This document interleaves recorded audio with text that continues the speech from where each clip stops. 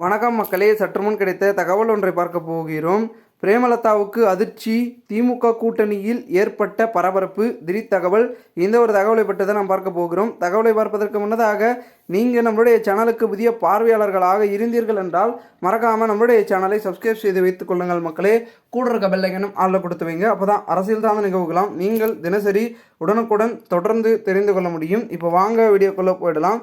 தற்பொழுது அதிமுக கூட்டணியில் சேரலாமா, சேர்ந்து விடலாமா, சேர்ந்துட்டுலாமா அப்படின்னு முடிவில் இருந்த பிரேமலதா அவர்கள் கடைசி நேரத்தில் குண்டை தூக்கி போட்டு அதிமுகவுக்கு ஆப்படித்து விட்டு தற்பொழுது திமுக பக்கம் சென்று விட்டார் அப்படின்ற பேச்சுக்கள் தான் அரசியல் வட்டாரத்தில் பேசப்பட்டது.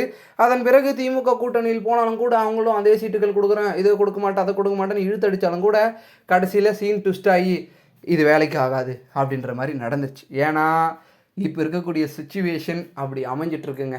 ஓகேங்களா, கிட்டத்தட்ட பார்த்திங்கன்னா பலவிதமான இடங்களில் தீவிரத்திலும் தீவிரமாக பார்த்திங்கன்னா நடந்துகிட்ருக்கு.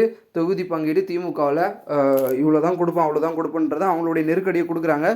ஸோ வேறு வழியில் அந்த கூட்டணிக்குள்ளே போயிட்டோம், இதை வச்சு சமாளிச்சிடலாம் அப்படின்ற ஒரு முடிவில் தான் எல்லோரும் இருக்காங்க. ஏன்னா காரணம் அப்படி அமைஞ்சிட்ருக்கு. இதனால் பார்த்திங்கன்னா ஒரு பக்கம் வெற்றி வேணும், வெற்றியே இல்லாமல் ஒரு பக்கம் இருக்கும். வெற்றி வேணும், நமக்கு எம்எல்ஏக்கு வேணும், நமக்கு பவரை காமிக்கணும், அப்போ தான் நம்ம யாருன்றதை தெரியப்படுத்த முடியும் அப்படின்ற ஒரு நோக்கத்தில் இருக்கிறதுனால அரசியல்னாலே அப்படி தான் அப்படின்ற ஒரு நோக்கம் போய்விட்டது.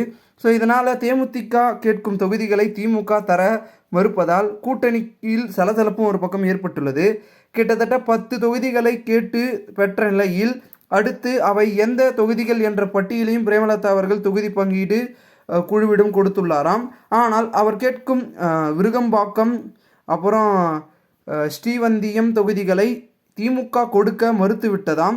ஸ்ரீவந்தியத்தில் போட்டியிட்ட திட்டமிட்ட பிரேமலதா இதனால் இந்த தொகுதியை திமுக தராதனால் பெரும் அதிர்ச்சியை பார்த்திங்கன்னா அடைந்திருப்பதாக தேமுதிக வட்டாரத்திலும் திமுக வட்டாரத்திலும் பேசப்படுகிறது. இதனால் பெரும் விதத்தில் இந்த மாதிரி பார்த்திங்கன்னா திமுகவில் பார்த்திங்கன்னா இந்த கமலஹாசன் அப்புறம் வேல்முருகன் அவர்கள், இன்னொரு பக்கம் பார்த்திங்கன்னா வைகோ போன்ற ஒரு சில புள்ளிகள்லாம் தேர்தலில் போட்டி இல்லை, நாங்கள் தேர்தலில் விலகிடுறோம், எங்களுக்கு சீட்டுகள் கொடுக்கல அப்படி இப்படின்னு அவங்களுக்குள்ள ஒரு முரண்புகள், சிக்கல்கள் நிறைய எக்கச்சக்கமான. இப்போ விசிகா கூட திருமாவளவன் அவர்கள் கூட பார்த்திங்கன்னா எங்களுக்கு விருப்பம் இல்லாமல் அரசியலில் நிற்கிறோம், 2008 தேர்தலில் நாங்கள் சந்திக்கிறோம் அப்படி இப்படின்னு அவர் ஒரு பக்கம் கருத்துக்களை சொல்கிறார். ஸோ இவர்களுடைய கருத்துக்கள் மூலமாக என்ன தெரிகிறது என்றால் ஒரு சில விஷயங்கள் மாறுகிறது, ஒரு சில விஷயங்களால் பார்த்திங்கன்னா கட்சியோட நிலைமை மோசமாக போயிட்டுருக்கு அப்படின்றது மட்டும் யதார்த்தத்தில் புரிகிறது. இதனால் வரக்கூடிய தேர்தலில் நிறைய விதமான சிக்கல்கள் இருக்கிறது என்பது மட்டும் தெரிகிறது. ஸோ பொறுத்து பார்ப்போம்.